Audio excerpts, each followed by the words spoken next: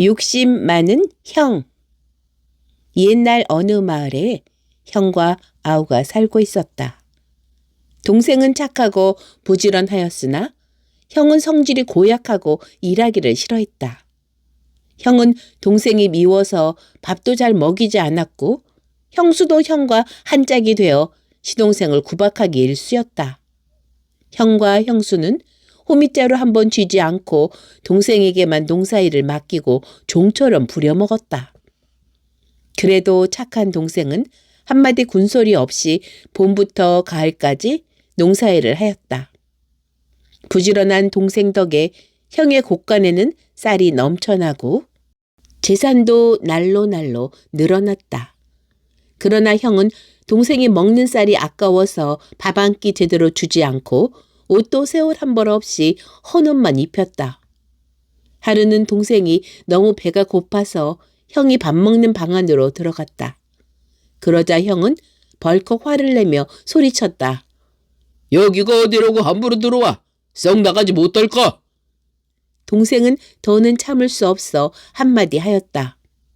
형님, 정말 너무합니다. 곳간에 가득 차 있는 것이 쌀인데 밥도 안 주시지 않습니까? 형은 동생이 대꾸질을 한다고 몽둥이를 들고 사정없이 때렸다. 형이 내리치는 몽둥이에 맞아 동생의 두 눈은 멀고 말았다. 어쩌면 친동생을 이렇게 모질게 한단 말인가? 동생은 생각할수록 서름이 복받쳤다. 두 눈이 성하여 부지런히 일할 때에도 못살게 굴었는데 눈이 멀어 일 못하는 자기를 앉혀놓고 고스란히 먹여줄 리가 만무하였다. 동생은 만사가 귀찮아졌고 그저 죽고 싶은 생각뿐이었다. 울며 불며 뒷동산으로 올라갔다. 서산에 해가 지고 달이 솟아오른 줄도 몰랐다. 동생은 모진 마음을 먹고 높은 바위 위에 기어 올라갔다. 이때 바위 아래에서 두런두런 말소리가 들려왔다. 호랑이들이 모여 앉아 이야기를 나누고 있었던 것이었다. 아저씨, 눈먼 이 새끼를 어떻게 하면 좋을까요? 버릴 수도 없고 막 안타까워서 죽겠어요. 새끼를 아는 엄마 호랑이가 곁에 있는 호랑이에게 하는 말이었다. 이 산 너머 골짜기에 조그마한 우물이 있어. 그 물에 눈을 씻으면 소경도 눈을 뜬다오. 어머나 세상에, 그것도 모르고 혼자 속을 태웠군요. 그뿐인지라오. 그 우물 안에는 밤에도 빛을 뿌리는 세모난 구슬이 있는데 그걸 보고 야광주라고 하오. 그 한쪽 모서리를 두드리면 밥이 나오고 또 한쪽 모서리를 두드리면 옷이 나오고 다른 한쪽 모서리를 두드리면 집이 나온다오. 야광주야, 사람들에게나 필요하지. 우리 같은 짐승들이 그것으로 무엇을 하겠어요. 빨리 샘물을 찾아가서 눈을 씻어주어야겠어요. 호랑이들이 샘물을 찾아 떠나가는 발자국 소리가 들렸다. 눈먼 동생은 바위에서 내려와 호랑이들이 내는 발자국 소리를 들으며 조심조심 뒤따라갔다. 얼마나 걸어갔는지 호랑이들의 발걸음 소리가 멎었다. 풀숲에 주저앉아 귀를 기울이니 가까이에서 졸졸 물 흐르는 소리가 들렸다. 이어 호랑이의 목소리가 들렸다.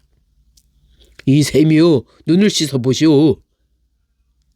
엄마, 보여요. 눈이 보여요. 응. 새끼 호랑이는 좋아서 콩당콩당 뜀박질을 했다. 아저씨, 정말 고맙습니다. 은혜를 절대 잊지 않겠어요. 엄마 호랑이의 말소리에 이어 저쪽으로 멀어져 가는 발자국 소리가 났다. 동생은 물소리를 따라가 손으로 더듬으며 물을 찾았다. 동생은 두 손으로 물을 떠서 눈을 씻자 눈이 번쩍 뜨였다. 동생은 사방을 바라보았고 샘물 안에 있는 눈부시게 빛나는 세모난 야광주를 찾게 되었다. 별빛 총총한 하늘과 달빛이 흩날리며 뿌연 산발을 바라보는 동생의 눈에서는 눈물이 흐르고 있었다. 눈을 뜨게 되고 야광주를 얻게 된 동생은 이루 말할 수 없이 기뻤다. 동생은 다시 길을 떠나 남보다 더 매정한 형이 살고 있는 집으로 가지 않고 산 좋고 물 좋고 경치 좋은 골짜기로 향했다.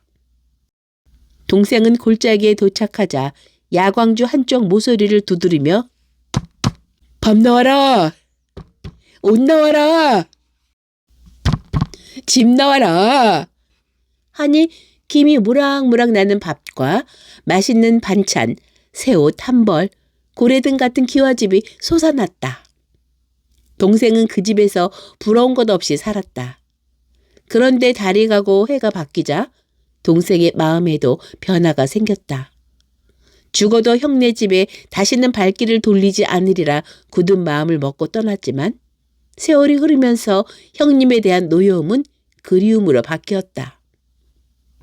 어느 날 동생은 본래 입었던 허름한 옷을 몸에 걸치고 장님 막대를 꾹꾹 짚으며 형네 집으로 향하였다.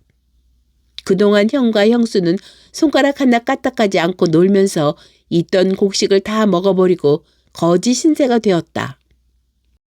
그때서야 그들은 부지런한 동생 덕에 잘 살던 때를 그리워하면서 잘못을 뉘우치고 있었다. 이런 때라 형과 형수는 비록 장님 행색으로 찾아온 동생이었지만 반갑게 맞아주었다. 형은 동생의 두 손을 잡고 진정으로 제 잘못을 빌었다.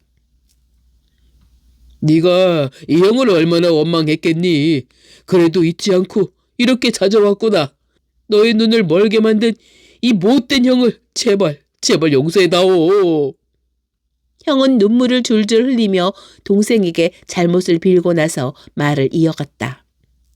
나도 이제부터 어진 마음 먹고 부지런히 일하겠다. 너는 방 안에 가만히 앉아있으면서 집이나 지켜라. 그전에는 네가 우리를 먹여 살렸으니 이제부터 우리가 일을 해서 너를 먹여주고 입혀주마. 다시는 천대하지 않겠다.